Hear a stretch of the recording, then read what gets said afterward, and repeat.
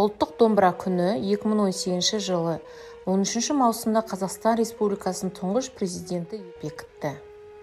Қазақстандағы ең көне музыкалық аспап мерекесі шілденің 1-ші жексенбісінде тойланады. Бұл күні қазақ қоғамын мәдени мұра құндылықтары мен жасампаз идеялар төңірегінде топтастыру мақсатында белгіленеді. Қазақ домбыраны құрметті жерде ұстаған, ал күйшілер құрметті қонақ болған. Халық оны мақтаған. Бұл игі іс күні бүгінге дейін жалғасып келеді. ЮНЕСКО шешімімен домбыра мен күй адамзаттың материалдық емес мұралар тізіміне енеді. Қасиетті домбыраға деген құрмет еш кетпейді, деді тұңғыш президент. Қазақ мәдениетінде ежелден домбыраның алатын орны ерекше. Бұл қазақтың қай заманда да адал серігі, тарихи мен әдет ғұрпының белгісі.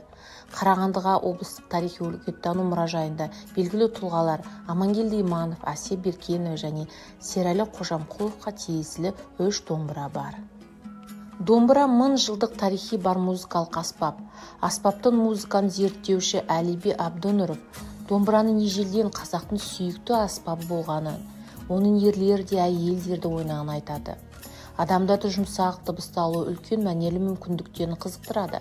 Аспап дыбыстарының бай спектрін жеткізеді. Оның көмегімен қазақтар эмоциялармен бөліседі. Домбырамен байланысты кейбір тарихи оқиғалар. 1989 жылы домбыраға ұқсайтын музыкалық аспаптың айналасында билеп жүрген 4 адам бейнеленген шарттастағы сурет табылды. Табылған жер Алматы облысы.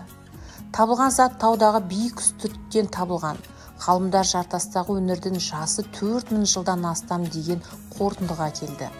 Зерттеушілер музыкалық аспапты қазақтың шертпелі музыкалық аспабының алғашқы прототиптерінің бірі ретінде анықтады. Хорезмде қазба жұмыстары кезінде музыкалық аспаптарда ойнаған адамдардың терракоталық мүсіншелер табылды. Зерттеушілер бұл аумақтағы көшпелілер шамамен 2000 жылға бұрын домбыраға ұқсас аспаптарды ойнаған деген қорытындыға келген. Марко Поло өз шығармаларында домбырада ойнауды атап өткен. Музыкалық аспаптың көмегімен сол кезде Ресейде татар атанған түркі жауынгерлер шайқас алдында рухын көтерді. Қазақстанда домбыраның шығу тегу туралы аңыз бар. Онда Шыңғыс ханның үлкен әрі сүйікті ұлы Жошы хан аңшылықта қайғылы қазаға ұшырағанда қол астындағылар ешқайсысы болған жағдайды хабарлауға батылы жетпеген айтылады. Дәстүр бойынша ханға жаман хабар жеткізген адам қатал жазаға тартылады. Көмейіне балқытылған қорғасын құйылады.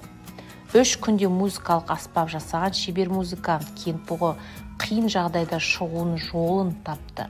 Ол ханға келіп оған мұнды әуен ойнап, оның көмегінен ұлын өлімін айтып берді. Музыкант үндемегендіктен хан домбыраны жазалап, оның тесігінен бақытылған қорғасынды шашуды бұйырды. Сондай-ақ домбыраның бастапқыда 5 шекті болған. Ортасында тесік болмаған деген аңыз бар. Даңқты жылқышы кежендік билеушінің қызына деген сүйіспеншілігін күй арқылы білдірмек болғанда қарсылық көрсете алмай ханның сарандығына жырлайды. Әмірші ашуланып аспапты балтылған қорғасымен бүлдіруді бұйырады. Осыдан кейін 2 жіп қалып және бетінде тесік пайда болды. Домбыра қашанда қазақтың адал серігі. Бұл түркі халқында әлемге танытқан ұлы өнер табысының бірі.